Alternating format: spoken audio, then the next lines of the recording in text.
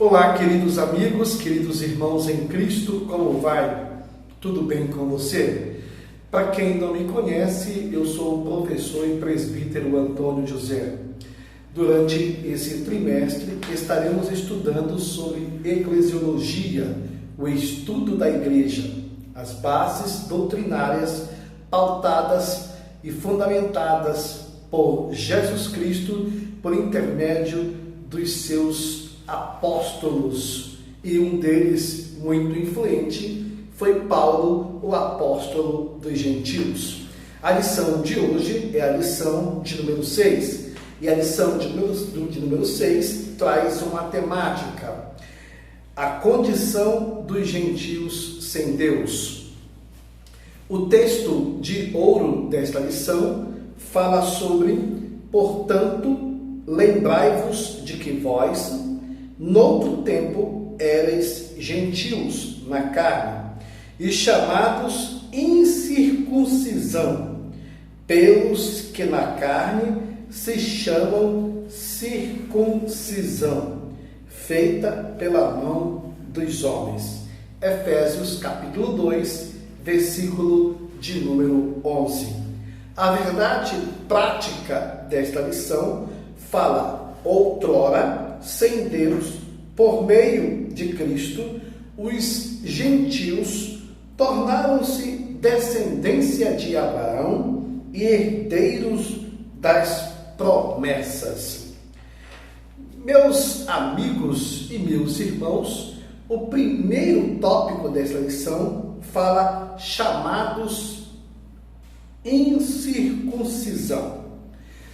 O primeiro subtópico diz o conceito de circuncisão. O segundo fala o significado religioso da circuncisão. O terceiro fala a circuncisão do coração. O quarto, a circuncisão da nova aliança. Circuncisão, em meios práticos e compreensíveis para você, revelava ou mostrava que é a remoção cirúrgica do prepúcio do órgão sexual masculino.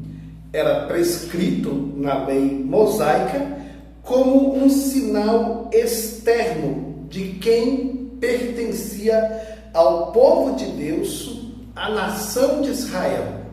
Essa característica, ou este sinal, era uma das formas de Deus mostrar que seu povo tinha sinais, características diferentes dos outros povos e nações politeístas, de outros povos e nações pagãs.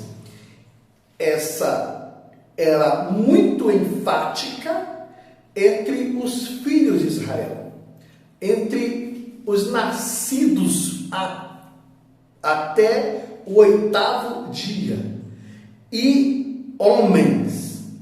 Eles passavam por essa cirurgia como uma forma simbólica de um povo separado das outras nações. Era um conceito de doutrinação entre os judeus.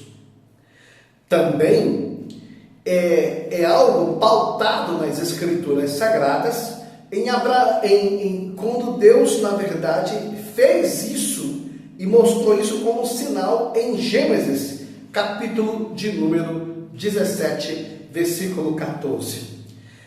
A palavra de Deus, ela nos revela e nos mostra que todo macho, ele seria circuncidado. Ou seja, homem, macho, 8º dia passava por esta cirurgia. Isso foi estabelecido como um sinal. Observemos também pelas Escrituras Sagradas, que nos mostra que também Moisés fez isso também com os seus filhos. Passou também por essa experiência, tá? Tinha o aprendizado da lei mosaica, da lei de Deus, e também ele era algo que, como nos mostra aqui, que esse era o conceito de circuncisão. Só que a circuncisão, ela ia muito além dos meios práticos da comunidade social de Israel. Ela fazia parte, na verdade, do rito religioso, a circuncisão. É inerente quando nós olhamos que o seu significado religioso apontava para a santificação, conforme Êxodo, capítulo de número 19, versículo 5 e versículo 6. Como a corrupção e as práticas idólatras estavam fortemente relacionadas com a sexualidade depravada, a circuncisão simbolizava a aliança de purificação requerida pelo povo de Israel, pelo povo escolhido. Porém, como a palavra de Deus ressalta, vindo a plenitude dos tempos, Deus enviou seu Filho Jesus, mostrando, na verdade, uma nova aliança e revelando para este povo da nova aliança que a circuncisão, ela mudou, ela não seria mais no prepúcio, ela agora era no coração. Esta característica que nós vemos, podemos ter o aprendizado que no Novo Testamento, Paulo apresenta que essa circuncisão é no interior. Lembrem-se que o trabalhar de Deus, ele trabalha de dentro para fora. A mudança que o Espírito Santo faz, ela é de dentro para fora.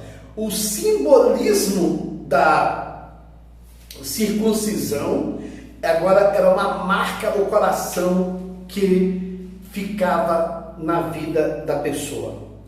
Porém, quando olhamos a nova aliança, mostramos e apresentamos isso aqui, porque para os judeus era inaceitável abrir mão, por exemplo, da circuncisão. Por essa e outras situações, foi que Paulo chegou a confrontar Pedro face a face, porque algumas coisas, por exemplo, Pedro abria mão, outras não. Viver como um judeu no meio cristão, Paulo não entendia dessa forma. Paulo entendia que vivíamos em um novo tempo, numa nova aliança. Vivíamos embaixo da graça e vivíamos sob a direção do Espírito Santo. Uma das características, por exemplo, que Hitler usava quando muitos judeus, nas perseguições que os nazistas faziam, uma das características é que os judeus, eles muitas das vezes queriam negar que eram judeus para o fim de proteger a sua vida e não serem mortos. Porém, vemos por dados históricos que Hitler pedia aos seus oficiais que os judeus fossem despidos, e aí identificavam realmente se o judeu estava mentindo ou não, porque era uma das características do povo de Israel, do povo judeu, esta cirurgia no órgão sexual masculino. Amados, olhando aqui pelo ponto de vista do que diz o segundo tópico, que fala estranhos ao concerto da promessa. Nós estamos estudando acerca das nações gentílicas. Para você compreender melhor, diante de Deus, só existe 3 classes de povos. Ou é igreja, ou é gentios, ou é judeus. Amados, as Escrituras nos mostram que toda pessoa que ainda não teve um encontro real com Jesus é chamada de gentios ou gentílico, ou alguém que vive no paganismo, que ainda não teve um encontro com Deus. É por isso que o nome igreja quer dizer um povo tirado para fora. Porque estavam no mundo, mas agora não são do mundo. Então o Senhor tirou eles do mundo e os colocou em uma condição chamada igreja, que a Bíblia nos diz que é a coluna e o baluarte da verdade. Então, aqui podemos entender que o primeiro subtópico fala uma vida sem Cristo. Uma vida sem Cristo. O segundo fala separados da comunhão de Israel.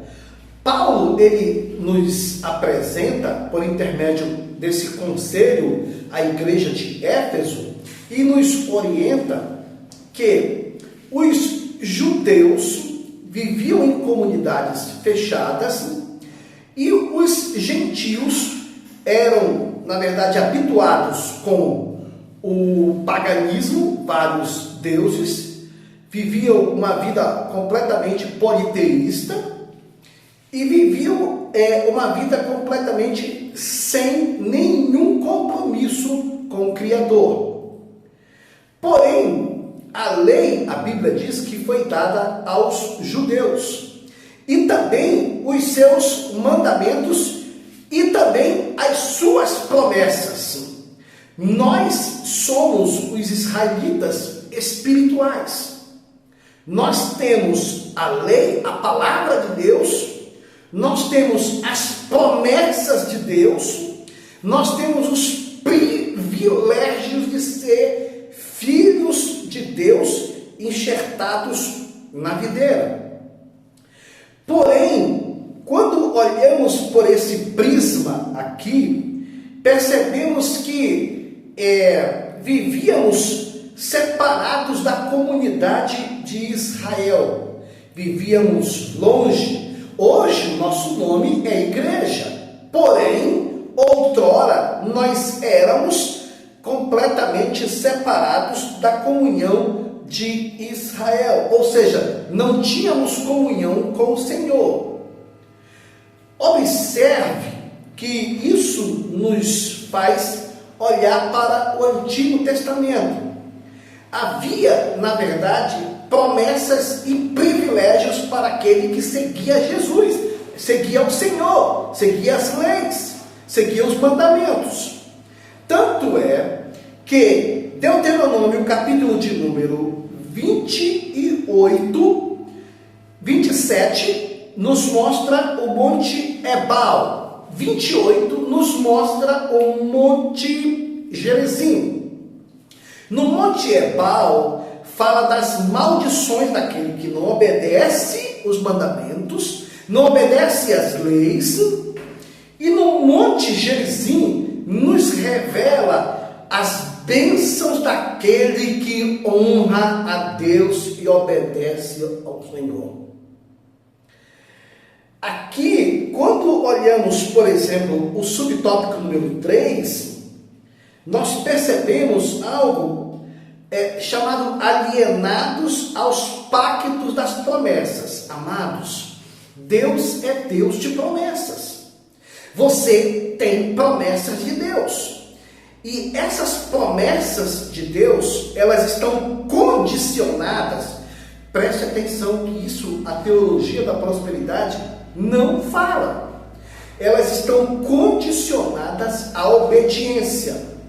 Por exemplo, Deus te deu uma palavra de profecia que disse que ia te prosperar. Então, você vai ter que trabalhar. Isso não vai cair do céu.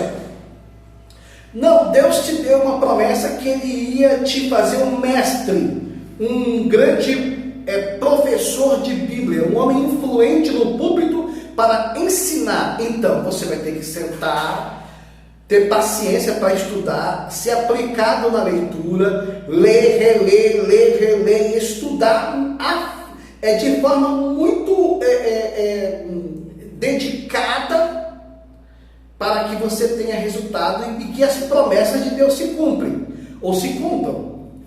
Por quê? Que Deus é um Deus de pactos, Deus é um Deus de promessas, Deus é um Deus de alianças.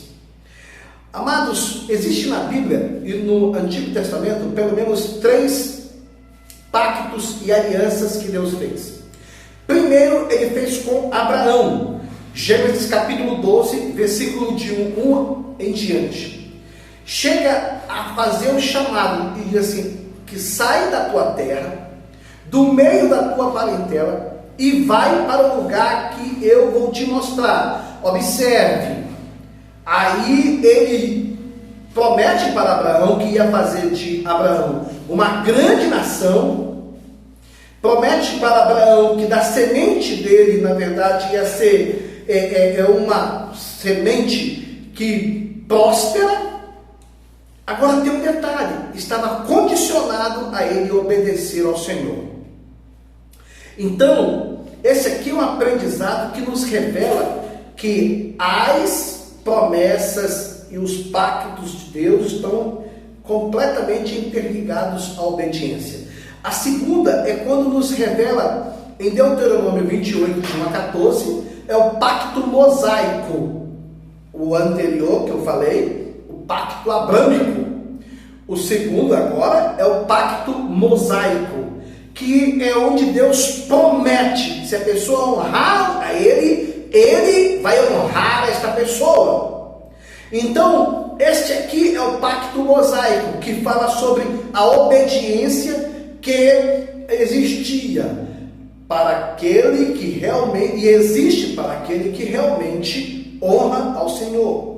E existe o pacto davídico, onde o Senhor restabelece o reino de Davi, e que seria um reino para sempre, dando, na verdade, sobre 2 aspectos. O aspecto de Davi, sobre o reino atual, momentâneo, e que consequentemente passaria para seu filho, mas também apontava para o Messias.